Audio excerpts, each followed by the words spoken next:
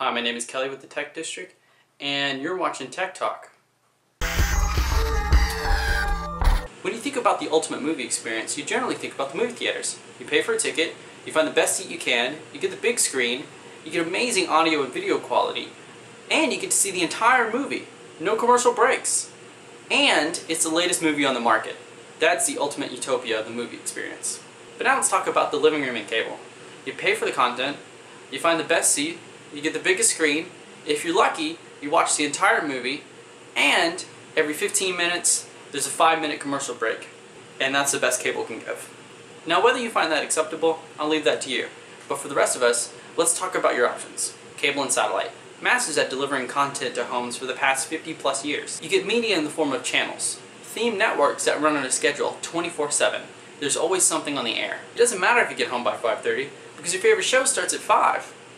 No, you can't push that to 7 because another show comes on at 7. Better learn to use the DVR or you won't be watching any of these shows. Now, I know you're paying $90 a month for this, and I know you love every minute of it. You even have your favorite commercials, and they crack you up. Let's talk about some fun facts. I'm sure most of you have heard about the big Viacom and DirecTV spat, and some interesting numbers that have come out from that. Every DirecTV customer pays $2.25 for those 26 Viacom channels. The average customer only watches 17 channels. Also, the average customer pays $100 a month. But those 17 channels that you flip through 3 hours a day only really cost you $2.25 a month at most. I'll sum this up. Cable customers are overpaying for the content they watch. They're being pushed on inconvenient schedules, and despite grossly overpaying, they're still showing commercials every 10 minutes. Well, how am I supposed to watch Dirty Jobs or the movies that come on FX while I'm eating dinner? There are plenty of options, but they all have one thing in common. They all use the internet, and they pretty much do everything a computer can. So essentially, we just need a computer to replace our cable.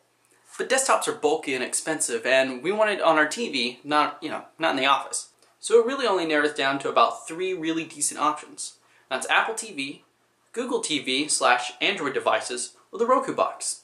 If you use Apple products, iTunes, Macs, iPhones, you might as well continue your eco-tech bubble and go with the Apple TV. It's this $100 media player that gives you a massive and probably the most complete legally collection of media available.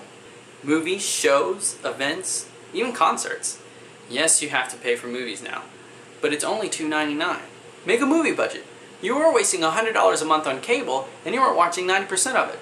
So set aside $65 a month for the movies. Add $8 for Netflix and you can watch Ancient Aliens as much as you want. No more reruns. Look at you, hotshot.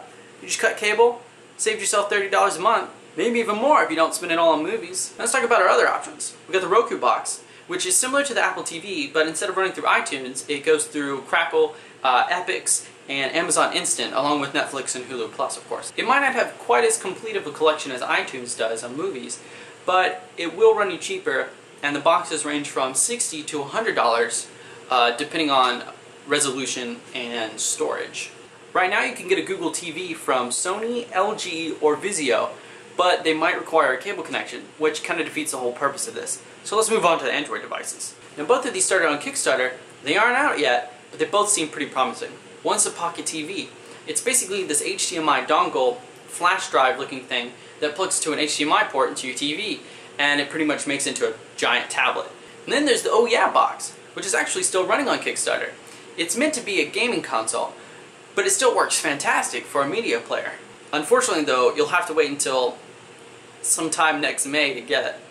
I guess there really isn't a professional Android media player out yet, unless you like tinkering with different devices. One could use a gaming console, like the Xbox or the PlayStation for a media player, but they have some quirks that the average American home probably doesn't want to deal with, like for one using a gaming controller, or dealing with Xbox Live memberships, bad PlayStation UI, or lack of a really good movie store. There's also price, because gaming consoles normally cost in the $200 to $300 range, while the Apple TV and the Roku box are both less than $100. So now that we've learned how to achieve the perfect utopian living room experience, let's use this knowledge for good and help Grandma cut her cable bill. I'm Kelly with the Tech District. Peace out, techies.